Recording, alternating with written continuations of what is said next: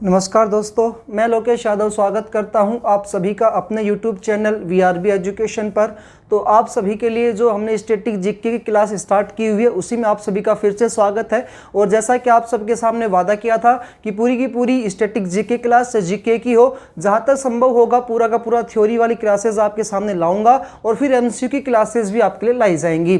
पूरी static GK जिस दिन कंप्लीट हो जाएगी, पूरी स्टैटिक जीके के MCQ क्वेश्चंस लेकर के आऊँगा। वही होंगे जो अभी तक आपने पढ़े हैं, और अगर कुछ नहीं भी पढ़ा होगा तो अलग से आएंगे तो वो भी इसमें शामिल कर लिया जाएगा। तो फिर से आप सभी का स्वागत है। और हमारी मेहनत कंटेंट अच्छा लगता है तो लाइक जरूर कीजिएगा।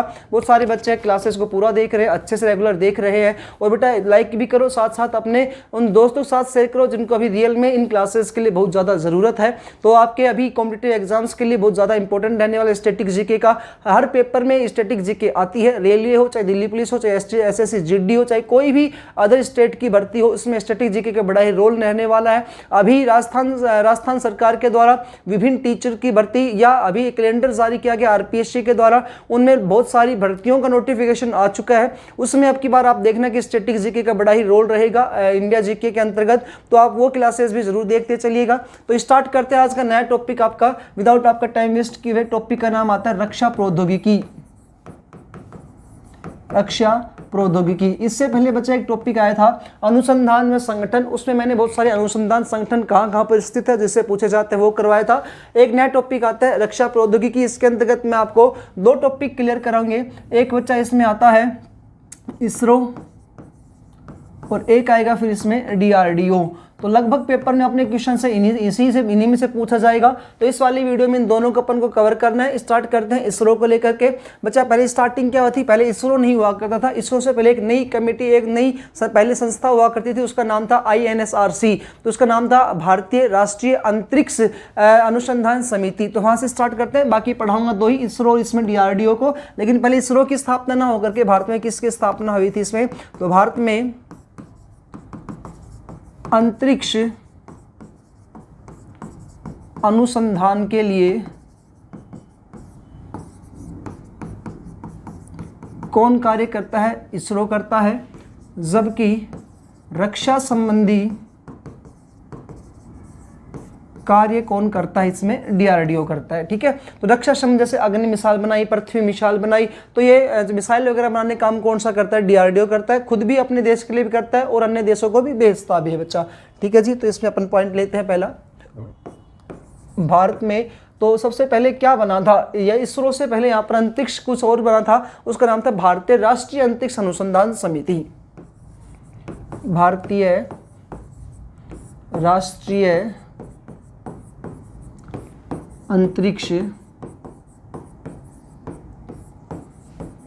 अनुसंधान समिति। ये बच्चा ये समिति बनी थी पहले। अब ये जो समिति बन करके हमारे सामने आई, ये इसका शॉर्ट में नाम आता है तो इंडिया, फिर बच्चा राष्ट्रीय से नेशनल, फिर स्पेस, फिर बच्चा अनुसंधान से अपन यहाँ पर क्या लगा देंगे, रिसर्च लगा देंगे ना, तो रिसर्च आ जाएगा और फिर कमेटी आ जाएगा RC। तो ये बनी थी INSRC। इसका गठन कब हुआ था, तो बच्चा इसका गठन हुआ था कब, 1962 में। किसकी अध्यक्षता में इसका गठन हुआ था, तो इसका गठन हुआ था विक्रम साराभाई की अध्यक्षता में। विक्रम साराभाई की अध्यक्षता में इसका क्या हुआ था, गठन हुआ था। विक्रम साराभाई की अध्यक्षता में गठन हुआ था, इसलिए इसका जनक किसे कहा जाता है, विक्रम साराभाई को ही इसका जनक कहा जाता है। नेक्स्ट क्वेश्चन अपन इसमें लेते हैं कि इसको हटा करके अभी एक पॉइंट और देखिएगा। तो एक तो आया था ये भारतीय राष्ट्रीय अंतरिक्ष अनुसंधान समिति बनी थी। उसके बाद क्या हुआ, 21 नवंबर 1963 को यहाँ पर विक्रम साराभाई अंतरिक्ष केंद्र स्थापित किया गया। विक्रम साराभाई अंतरिक्ष केंद्र, विक्रम साराभाई अंतरिक्ष केंद्र बना।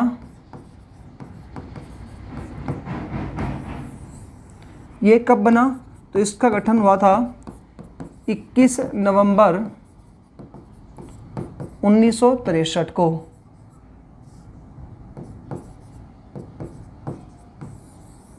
21 नवंबर 1963 को विक्रम साराभाई अंतरिक्ष केंद्र का गठन हुआ था, VSSC, बिल्कुल भाई SSC, तो V और लगा दो इसके आप आगे, VSSC का गठन हुआ था।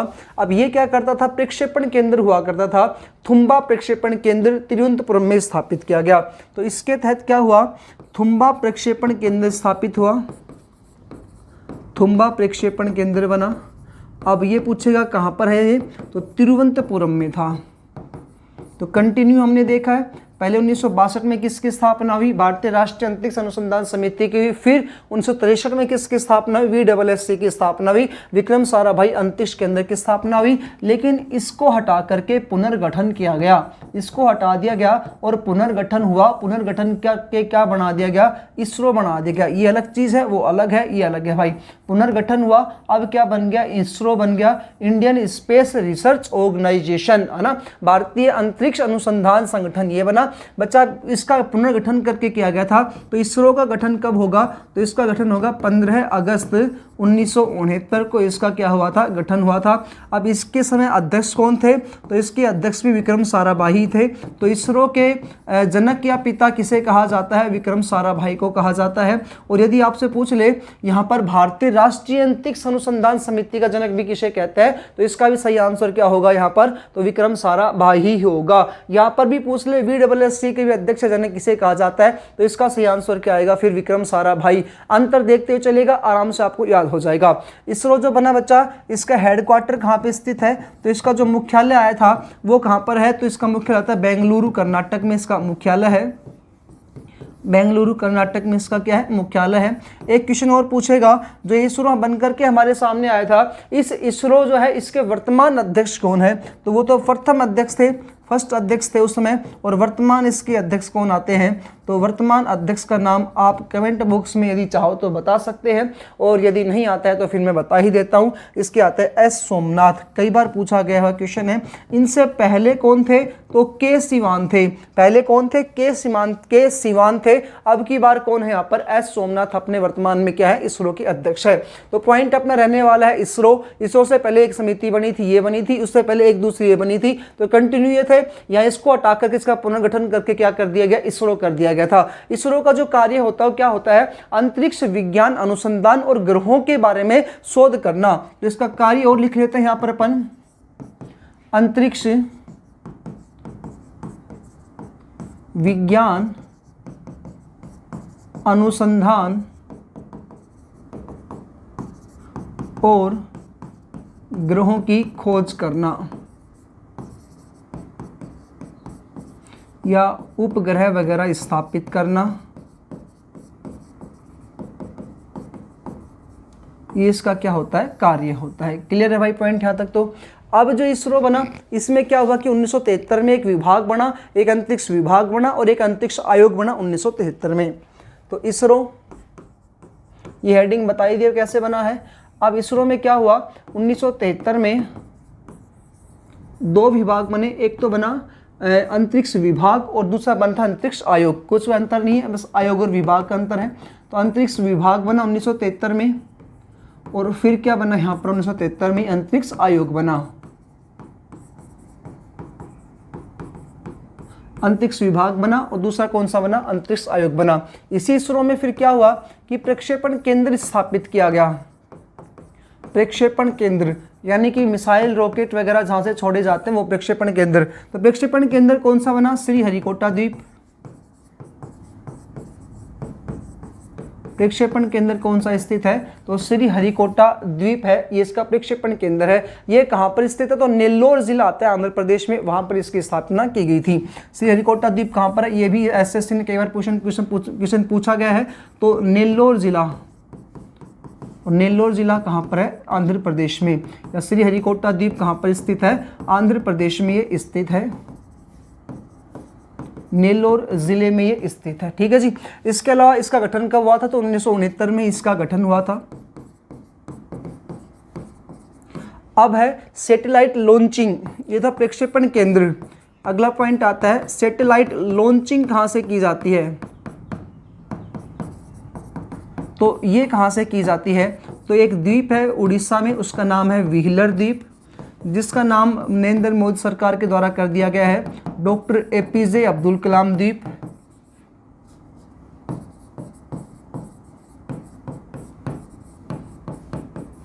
यहाँ से सैटेलाइट लॉन्चिंग होती है। डॉक्टर एपीजे अब्दुल कलाम द्वीप कहाँ पर स्थित है? ये उड़ीसा में स्थित है। कहाँ स्थित है बच्चा? उड़ीसा में, चिल्का झील के सामने व्हीलर द्वीप है, तो वहीं पर ये स्थापित किया गया है। यहाँ तक कोई डाउट नहीं है भाई। अगला पॉइंट लेते हैं, इसरो की कुछ इकाइयाँ हैं। इसरो की इकाइयाँ व उनके मुख्यालय कहाँ पर स्थित हैं? तो ये इसरो की कुल 6 इकाइयाँ हैं और उनके 6 के मुख्यालय पेपर में पूछा जाता है। तो एक साइड लिखता हूँ इकाइयाँ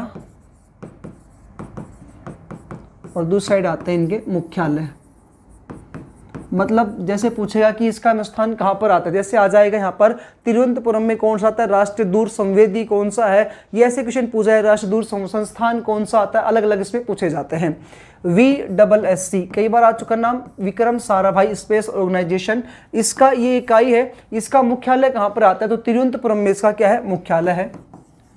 तिरुवनंतपुरम किसकी राजधानी? केरल की राजधानी तिरुवनंतपुरम में इसका क्या आता है? मुख्यालय आता है। दूसरा बात करें तो यहाँ पर आता है एक राष्ट्रीय दूर संवेदी केंद्र। एक है बच्चा राष्ट्रीय दूर संवेदी केंद्र,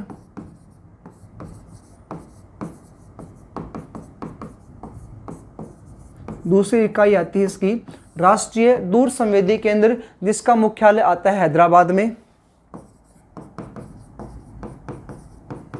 लेकिन अब की बार थोड़ा सा नाम चेंज हुआ है, नाम है राष्ट्रीय दूर अनुसंधान केंद्र, राष्ट्रीय दूर संसाधन, ये यहाँ पर ये संस्थान दे रखा है। राष्ट्रीय दूर संवेदी केंद्र था वहाँ पर, यहाँ क्या दे दिया? संस्थान। तो ये कहाँ पर आता है? दोनों में अंतर है। ये कहाँ पर आया था? हैदराबाद में, जबकि राष्ट्रीय दूर वाला कहाँ पे आता है? देहरादून में। दोनों में अंतर, यहाँ पर सिर्फ इतना सा है, यहाँ संस्थान है और यहाँ पर क्या आता है? केंद्र आता है। यही अलग से हो जाता है, स्थान का नाम अलग है, वो हैदराबाद में था, ये कहाँ पर आ जाता है? तो देहरादून में आता है। श्री सतीश धवन कहाँ पे आता है?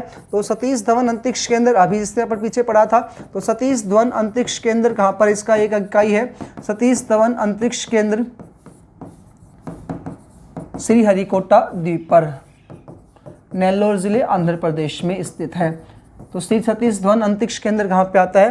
तो ये नेल्लोर जिले आंध्र प्रदेश में स्थित है। इसरो उपग्रह केंद्र बेंगलुरु में है।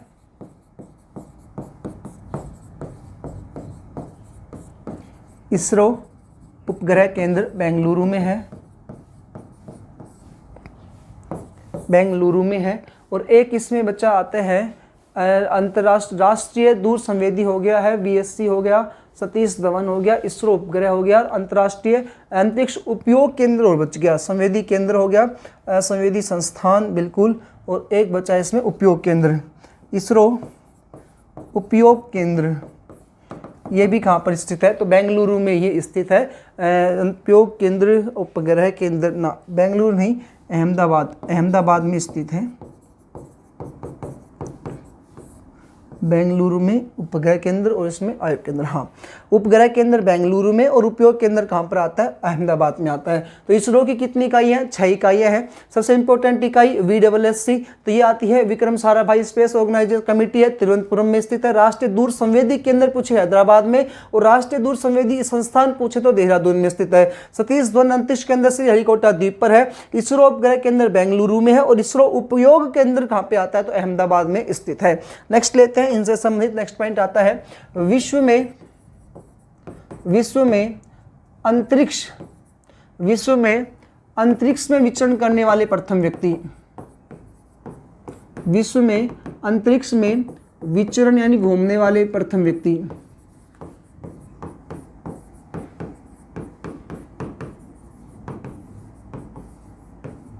विश्व में अंतरिक्ष में विचरण करने वाले प्रथम जो व्यक्ति है उनका नाम है एडवर्ड वाइट।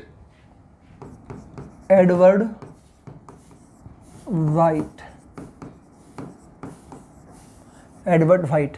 अब बात करते हैं विश्व में प्रथम जो गए थे, तो विश्व में अंतरिक्ष में प्रथम जाने वाले व्यक्ति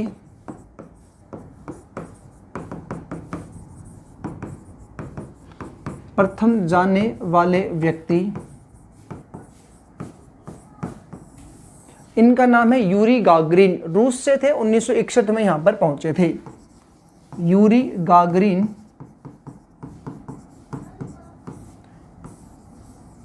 कहां से थे? रूस से। और कब गए थे? तो 1961 में यहां पर गए थे। अब बात करते हैं भारत से। तो भारत में अंतरिक्ष में जाने वाले प्रथम व्यक्ति कौन है?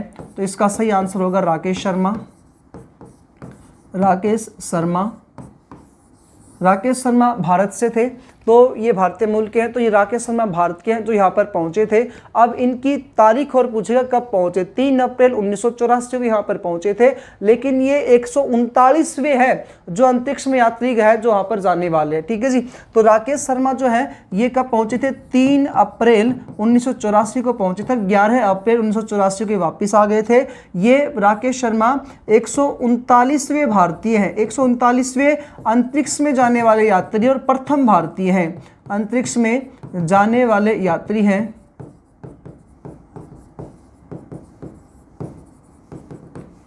भारत 14वां देश बना अंतरिक्ष में भेजने वाला, अंतरिक्ष में मानव को भेजने वाला।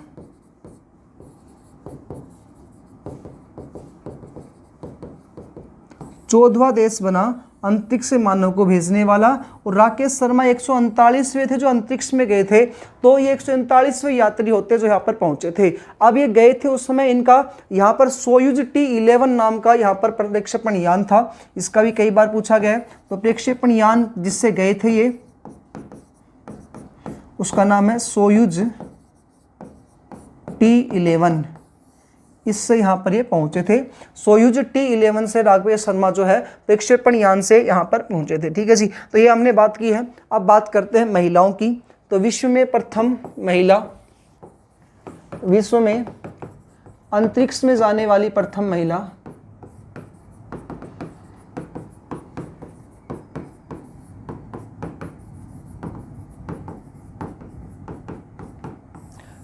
विश्व में अंतरिक्ष में जाने वाली प्रथम महिला भी रूस की थी। वेलेंटिना टेरेस्कोवा उनका नाम है। ये वेलेंटिना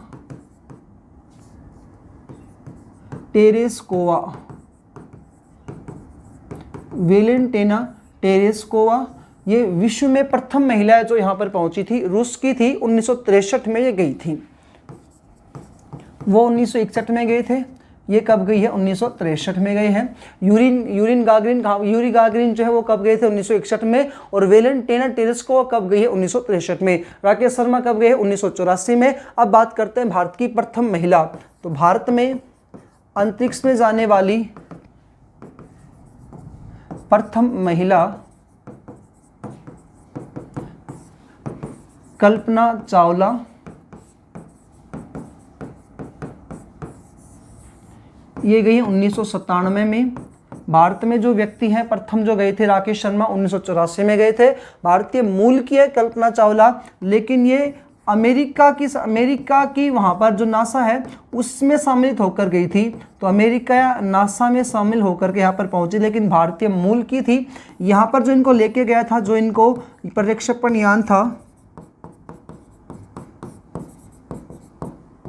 वो कोलंबिया, इनका जो ले जाने वाला जो प्रक्षेपण यान था उसका क्या नाम आता है? Columbia space shuttle. ये इसका पूरा नाम है, कोलंबिया स्पेस शटल। इसमें बैठकर गई थी और ये पहली बार गई थी। सेकंड बार जो आती है तो इनकी दुर्घटनाग्रस्त हो जाती है, मृत्यु हो जाती है। तो अमेरिका की तरफ से गई थी पहली बार कल्पना चावला, 1997 में यहाँ पर पहुंची थी भाई। ठीक है। तो ये अपना कुछ इंपॉर्टेंट पॉइंट्स आए जिनसे लगभग पेपर में क्वेश्चन पूछे जाते हैं। प्रथम महिला, प्रथम भारत की महिला, प्रथम पुरुष और प्रथम भारतीय पुरुष। इस प्रकार से कुछ भी क्वेश्चन आपसे आ सकता है। नेक्स्ट क्वेश्चन लेते हैं। विश्व में प्रथम अंतरिक्ष में भेजे जाने वाला उपग्रह, विश्व में प्रथम अंतरिक्ष में भेजे जाने वाला उपग्रह कौन सा है? तो इसका नाम है स्पुतनिक फर्स्ट। स्पुतनिक फर्स्ट ये कहाँ का है? तो बच्चा ये रूस का है। तो रूस के द्वारा भेजा गया था प्रथम उपग्रह स्पुतनिक फर्स्ट 1957 में भेजा गया था। 1957 में भेजा गया था। 1961 में मानव को भेजा था रूस ने। 1957 सबसे पहला उपग्रह भेजा स्पुतनिक फर्स्ट। मानव को भेजा 1961 में, महिला को भेजा इन्होंने 1963 में रूस के द्वारा। अब बात करते हैं भारत का प्रथम अंतरिक्ष में जाने वाला उपग्रह। तो प्रसिद्ध खगोल गणितज्ञ थे आर्यभट्ट। तो इसका नाम क्या रखा? आर्यभट्ट या आर्यभट्टीय। तो हमारा प्रथम जो उपग्रह जो था यहाँ पर पहुंचा था उसका नाम था आर्यभट्टीय। 1975 में गया था। और पूरी डेट भी याद रखनी है, 19 अप्रैल 1975 को ये पहुंचा था। 19 अप्रैल 1975 को इसको छोड़ा गया था। लेकिन ये जो आर्यभट्टीय प्रथम उपग्रह भारत का है, लेकिन ये भारतीय धरती से नहीं छोड़ा गया था। तो ये छोड़ा जो गया था वो रूस की सहायता से छोड़ा गया था। और रूस का प्रक्षेपण यान होता है, उसका नाम है COMOS-3M। इससे भेजा गया था। तो रूस की सहायता से भेजा गया।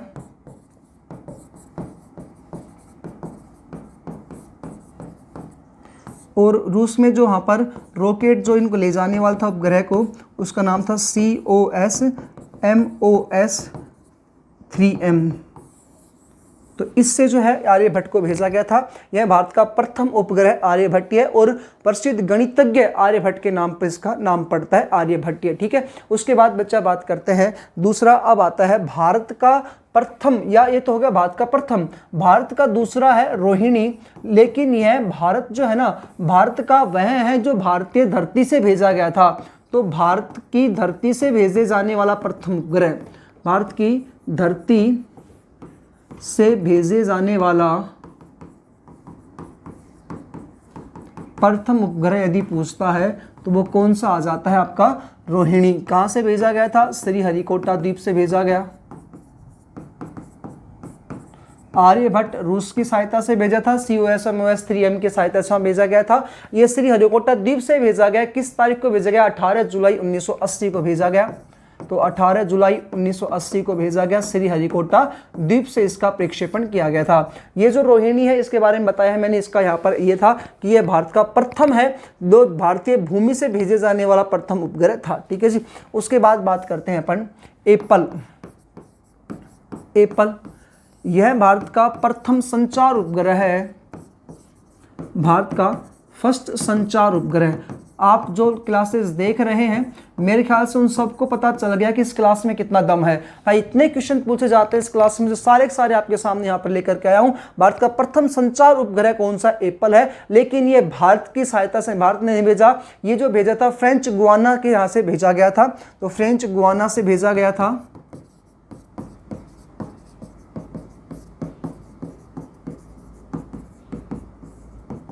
तारीख भी इंपॉर्टेंट है इन सब की। इसकी जो तारीख आती है 19 जून 1981। 19 जून 1981 को भेजा गया था। भारत का प्रथम क्या आता है? संचार उपग्रह है। एक लाइन और नोट डाल के लिख लेते हैं। भारत का प्रथम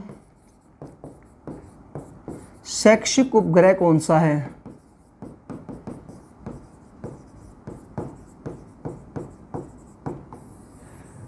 तो भाई भारत का प्रथम शैक्षिक उपग्रह जो आता है उसका नाम है EDUSAT।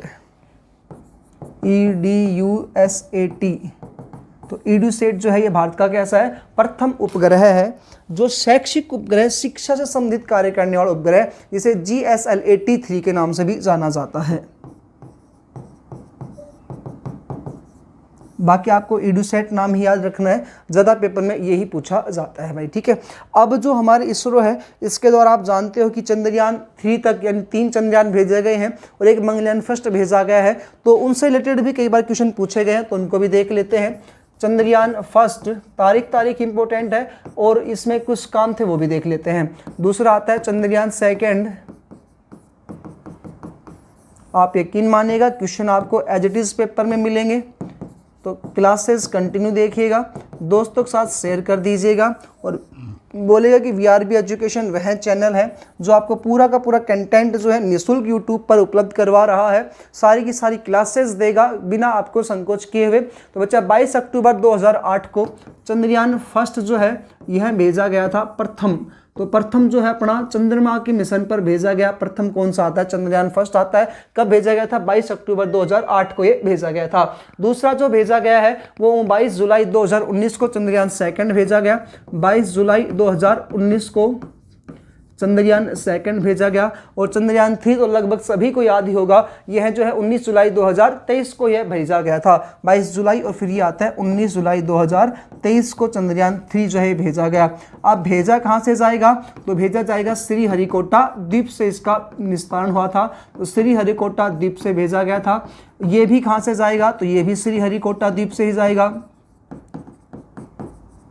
तीनों कहाँ से प्रक्षेपण केंद्र अपना कहाँ पे आता है, श्रीहरिकोटा द्वीप सतीश धवन प्रक्षेपण केंद्र से भेजे जाते हैं, ठीक है, जो नेल्लोर जिलों में आंध्र प्रदेश में स्थित है। अब चंद्रयान फर्स्ट जो भेजा गया था ये कौन से रॉकेट से भेजा गया, प्रक्षेपण यान कौन सा था, PSLV XLC 11 से भेजा गया था।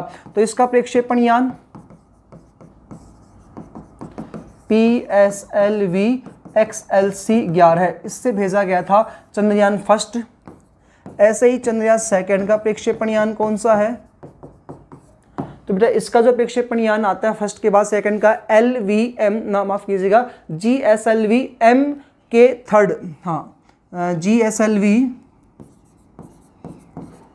M के थर्ड, तो ये आता है इसका। और फिर LMV वाला आता है, वो किसका आता है, चंद्रयान थर्ड का आता है LMV 3M4।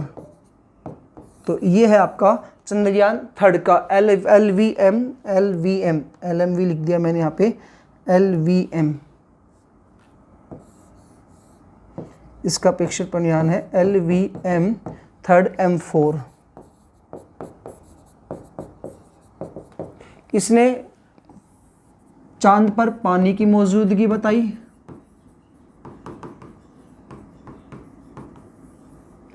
वनस्पति की खोज करने के लिए भेजा जो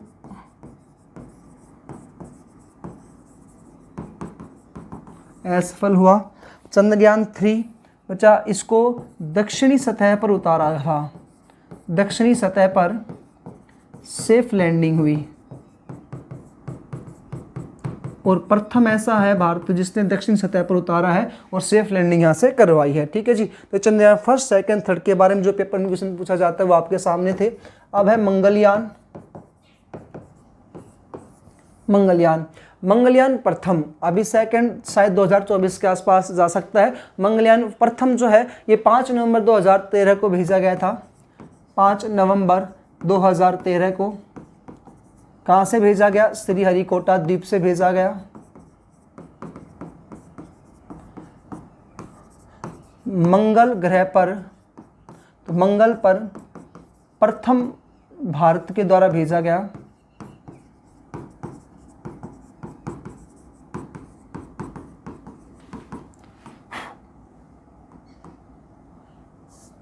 तथा पहली बार में सफलता प्राप्त की।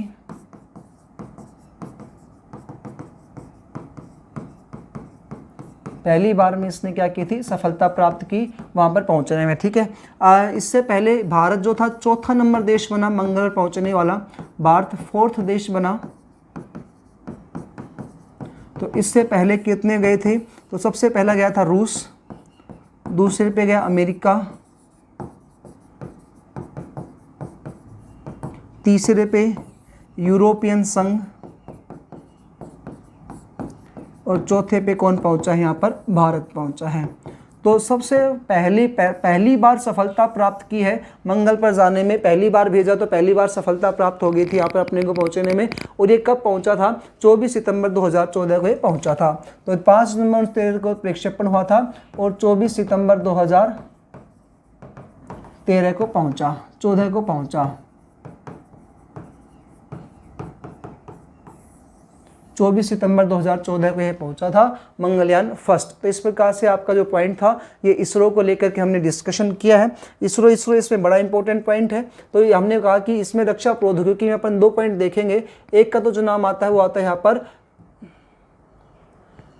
इसरो, दूसरा आता है DRDO। तो इसरो को लेकर के हमने भाई इस क्लास में डिस्कशन कर लिया है। सारी की सारी जो पॉइंट है वो अच्छे से आप इसमें देख सकते हैं। ज़्यादा आपका टाइम वेस्ट नहीं करते, सीधा पॉइंट टू पॉइंट में चल रहा हूँ इसमें, ठीक है।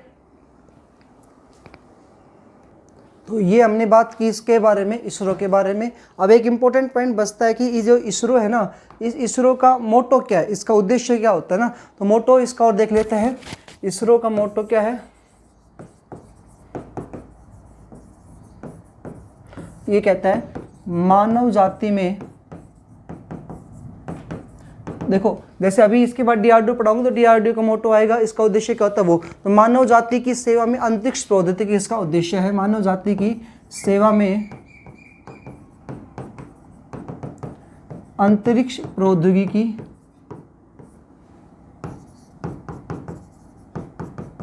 ये इसका उद्देश्य है। आपसे पूछे अंतरिक्ष का जनक, अंतरिक्ष का पिता, जनक, पितामह किसे कहा जाता है, तो इसका सही आंसर होगा विक्रम साराभाई को कहा जाता है। यदि आपसे क्वेश्चन पूछे, ये हो गया अंतरिक्ष का पिता जनक, ये हो गया, ठीक है। दूसरा क्वेश्चन पूछे यदि अंतरिक्ष का, ये तो हो गया। अब आता है रॉकेट मैन, ये भी कई बार आया है क्योंकि चंद्रयान 3 को भेजने वाले जो थे वो तो अपने के सिवान, जो अभी इससे पहले एस माधव से पहले क्या थे, ये अध्यक्ष थे के सिवान, तो रॉकेट मैन। और अब आ जाए रॉकेट वुमेन, तो इसका सही आंसर होगा रितु करिधल, जो चंद्रयान 3 में सबसे इम्पोर्टेंट भूमिका निभाती है, रितु करिधल। तो भाई ये हमने इसरो को लेकर अच्छे से डिस्कशन कर लिया है। अब बात करते हैं डीआरडीओ को लेकर के। डिफेंस रिसर्च डेवलपमेंट ऑर्गेनाइजेशन इसका पूरा नाम है, रक्षा अनुसंधान में विकास संगठन, रक्षा अनुसंधान व विकास संगठन। इसका गठन हुआ था 1958 में और इसका हेडक्वार्टर आता है दिल्ली में, और इसरो का आया था बेंगलुरु में। डीआरडीओ जो है इसका विलय हुआ 1958 में। 1958 में कब कैसे बना था तो वो देखिएगा। 1958 में इसका विलय होकर के तब जा कर के डीआरडीओ बना था। एक रक्षा विज्ञान संगठन है वो इसमें मिला, रक्षा विज्ञान संगठन मिला।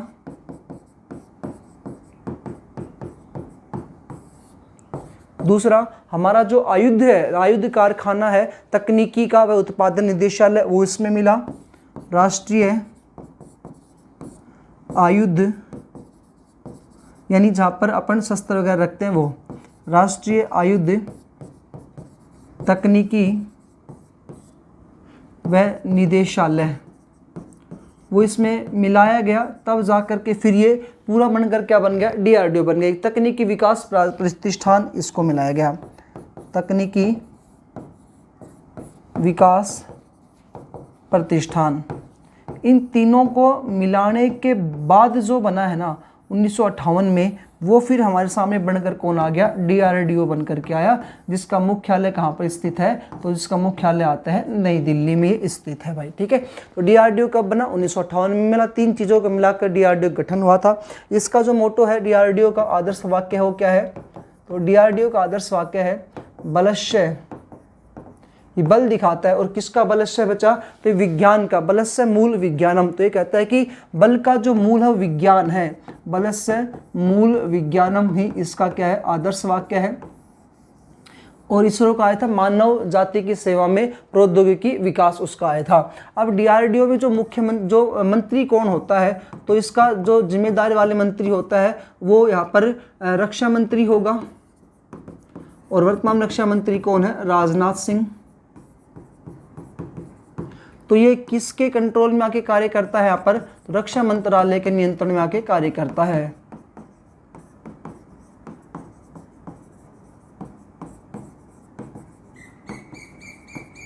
रक्षा मंत्रालय के अधीन रहकर क्या करता है, ये कार्य करता है। ये जो डीआरडीओ है इसने बचा एक, इसके मूल एजेंसी पूछे तो कौन सा आ जाएगा, रक्षा मंत्रालय मूल एजेंसी है। इसने एक IGDMP इसका गठन किया, डीआरडीओ ने IGDMP का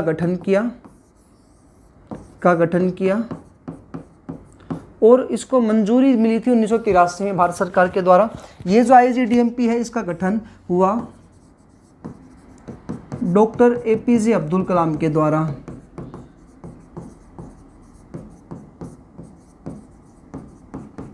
तो इसका दिमाग की उपज किसको बताया जाता है? डॉक्टर एपीजे अब्दुल कलाम के दिमाग की उपज को बताया जाता है। इसका कार्य क्या है? मिसाइलें बनाना, मिसाइलें बनाना। कार्य फर्स्ट हुआ, कार्य सेकंड। भारत को मिसाइलों में या हथियारों में आत्मनिर्भर बनाना।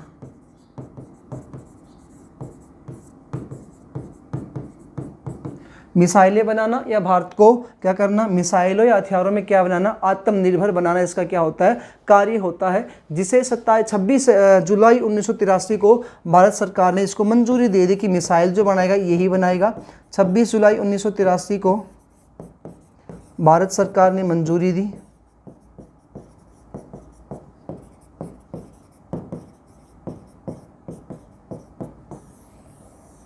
इसके अलावा इस ICBM ने के द्वारा विकसित मिसाइल कौन कौन सी है?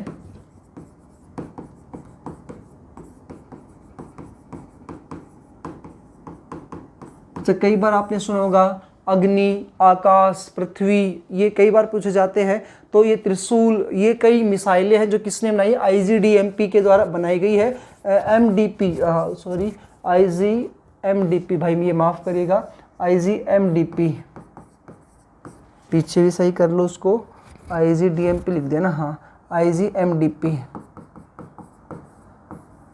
तो इसका कार्य ऐसा था। तो नेक्स्ट पॉइंट आया, इसके द्वारा विकसित मिसाइलें जो आती है, 5 अब तक इसने मिसाइलें बनाई हैं। इनके बारे में विशेषताएं देखते हुए कंप्लीट करेंगे अपन। पृथ्वी मिसाइल, ये जो पृथ्वी मिसाइल होती है ना, ये है कम दूरी की सतह से सतह पर मार करने वाली बेसाल्टिक मिसाइलें। कम दूरी की सतह पर सतह से मार करने वाली बेसाल्टिक मिसाइलें।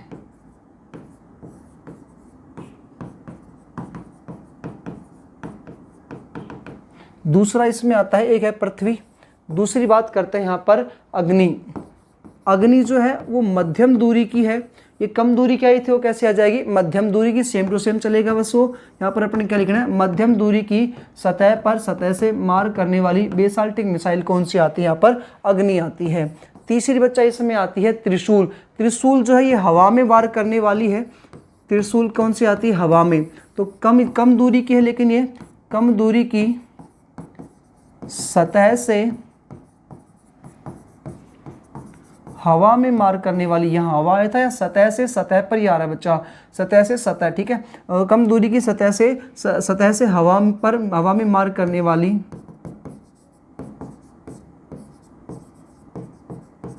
बेसाल्टिक मिसाइलें हैं। त्रिशूल के बाद अगला आता है आकाश। आकाश है मध्यम दूरी की सतह से हवा में मार करने वाली मिसाइल। वहाँ पर कम था, यहाँ पर कैसा आ गया? मध्यम दूरी की सतह से हवा में करने वाली मिसाइल कौन सी आती है? तो आकाश। और 5वीं आती है नाग। ये तीसरी पीढ़ी का एंटी टैंक मिसाइल है। कौन सा लास्ट आता है? नाग। तीसरी पीढ़ी का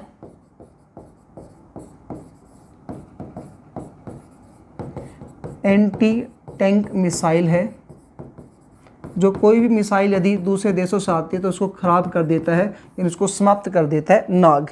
तो नाग ये है आपके ICBM के द्वारा बसाई गई, विकसित की गई 5 ये क्या है आपकी भाई मिसाइलें आती हैं।